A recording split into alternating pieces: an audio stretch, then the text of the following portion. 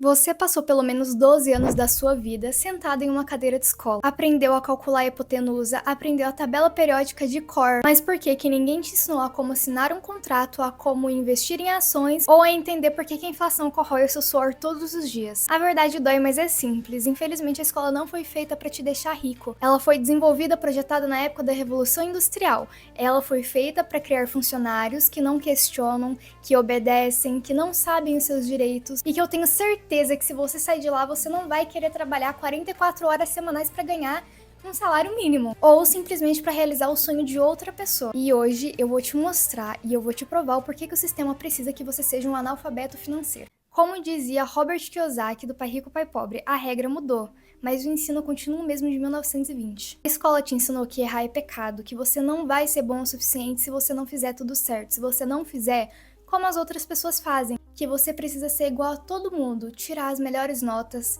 estudar o máximo que você puder. A escola te ensina que você não pode errar, só que no mundo real é diferente. Como diz no livro Mente Milionária, o erro é o seu maior professor. O modelo prussiano da educação surgiu na Prússia no século XIX, por volta de 1800, e influenciou grande parte do nosso sistema escolar. A ideia era organizar as escolas de forma eficiente, de forma organizada, de forma que seguissem um padrão, semelhante à organização das fábricas da época da Revolução Industrial. A escola era basicamente uma cópia das fábricas, de como funcionavam as fábricas, com horários rígidos, semelhante aos horários de trabalho semanais. A campainha para o intervalo, elas eram semelhantes à troca de turno das fábricas. Os alunos sentados nas fileiras, era sempre a mesma padronização, tanto nas fábricas quanto nas escolas. Eles eram meio que padronizados como linha de produção. O professor no controle é equivalente ao supervisor das fábricas. O conteúdo ele é igual para todo mundo, ele é uma produção em massa de conhecimento. Já as avaliações e notas é uma forma de medir a produtividade e o empenho. O objetivo principal dessa época era basicamente criar funcionários disciplinados, obedientes e pontuais, preparados para trabalhar na indústria e trabalhar para o Estado também, servir ao Estado, que é o que basicamente as escolas fazem hoje em dia. Elas criam alunos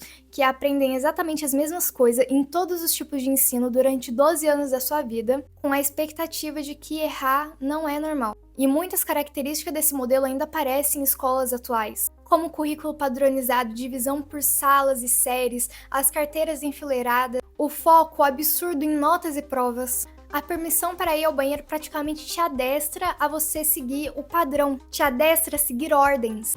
Na escola, o erro te dá notas vermelhas, te dá olhares de julgamento, faz você se sentir inferior, faz você sentir que você não é capaz. Mas como é dito no livro Pense e Enriqueça, o erro ele é o passo antes do sucesso, é o passo que vem antes de você conquistar tudo que você quer. Quem tem medo de errar não empreende, e quem não empreende fica preso na corrida dos ratos. A corrida dos ratos ela é basicamente a definição de que você só trabalha para pagar contas, você fica preso nesse ciclo. O termo ficou muito popular no livro Pai Rico, Pai Pobre, do Robert Kiyosaki, onde simplesmente a definição é: você trabalha para ganhar dinheiro, o dinheiro que você recebe você paga contas, e aí depois você tem que trabalhar mais ainda para conseguir mais dinheiro para pagar as próximas contas e você não vive, você continua nesse ciclo pelo resto da vida. Ou seja, quanto mais você trabalha, mais despesas aparecem e menos você sai desse ciclo vicioso, mais você se prende a ele. Um exemplo disso é você financiar a casa ou carro durante 30 anos e ir pagando, ou parcelar muita coisa no cartão, coisa desnecessária, coisa que não é útil naquele momento, é só luxo, ou simplesmente aumentar o padrão da sua vida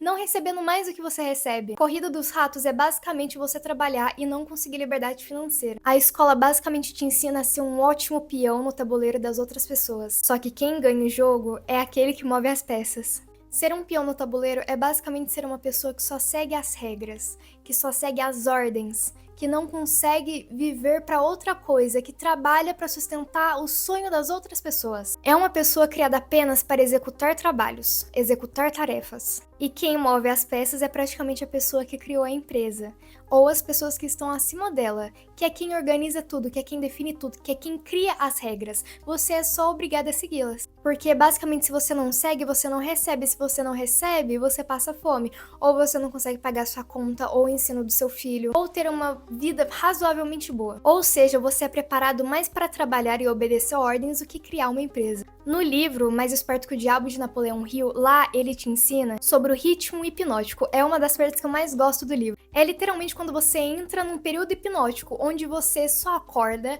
vai trabalhar ou vai estudar, volta pra casa, deita, dorme, acorda no dia seguinte, faz exatamente a mesma coisa e continua nesse mesmo ritmo de pagar contas, acordar, pagar contas, acordar. Só que a escola, ela é o berço desse ritmo, ela é quem te ensina a seguir o padrão todos os dias, porque todos os dias você vai pra escola, estuda o que tem que estudar, vai no intervalo na hora que é estipulado pra você. Isso não muda durante 12 anos da sua vida. Basicamente te ensina a não questionar. Mas em Pai Rico e Pai Pobre eles te ensinam a mentira sobre os ativos. Basicamente, eles te ensinam que comprar um carro, financiar uma casa muito cara é basicamente um investimento, mas não é. É mentira, se tira dinheiro do seu bolso todos os meses, ele é um passivo, ele não é um ativo. A escola nunca te ensinou essa diferença, é por isso que você trabalha todos os dias para o banco. Eu vou te contar uma história agora sobre o termostato financeiro e eu vou te mostrar que você está seguindo exatamente esse padrão. Vou dar um exemplo. João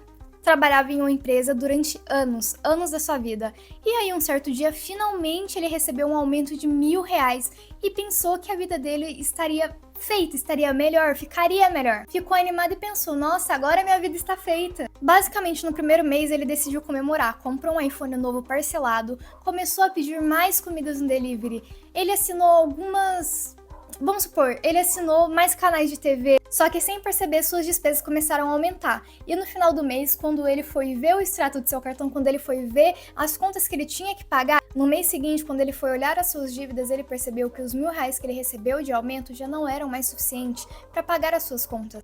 Na verdade, João agora estava gastando R$ 1.200 a mais do que ele gastava no mês anterior. Ele continuava sentindo a mesma pressão financeira que ele sentia antes, e talvez até pior. Algumas pessoas comparam essa história a um termostato, assim como o termostato que tem nos ar-condicionados, porque cada pessoa tem um padrão mental de dinheiro. Por exemplo, se você ganha mais, você tenta aumentar o seu padrão de vida, e quando você volta a ganhar menos, você diminui esse padrão. Por isso que algumas pessoas dizem que quando você não muda esse termostato, você pode ganhar na loteria, pode ganhar os milhões que forem, que você vai voltar a ser pobre. A ideia de ganhar dinheiro a mais não é ruim. A ideia ruim é de que se você ganha dinheiro a mais, você tem que aumentar a sua qualidade de vida, e isso tá errado. Agora eu vou entrar no ponto principal. Por que o governo não te ensina? Um cidadão que entende de juros compostos, ele não se endivida em cartões de crédito em parcelas do banco. Um cidadão que investe, ele não depende do Estado para receber o seu dinheiro. Para o Estado é mais vantajoso você ser um consumidor compulsivo e um pagador de impostos passivos.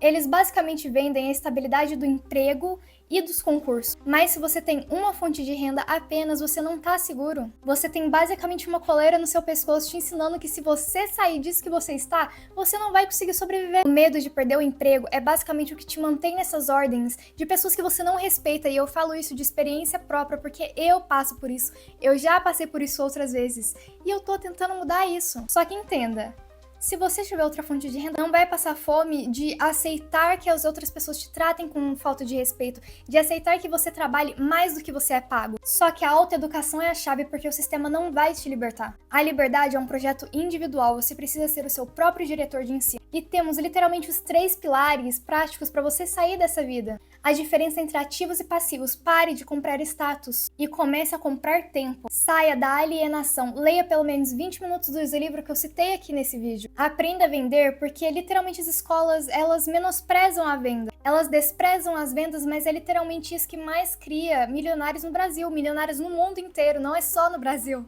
A porta da gaiola está aberta para você.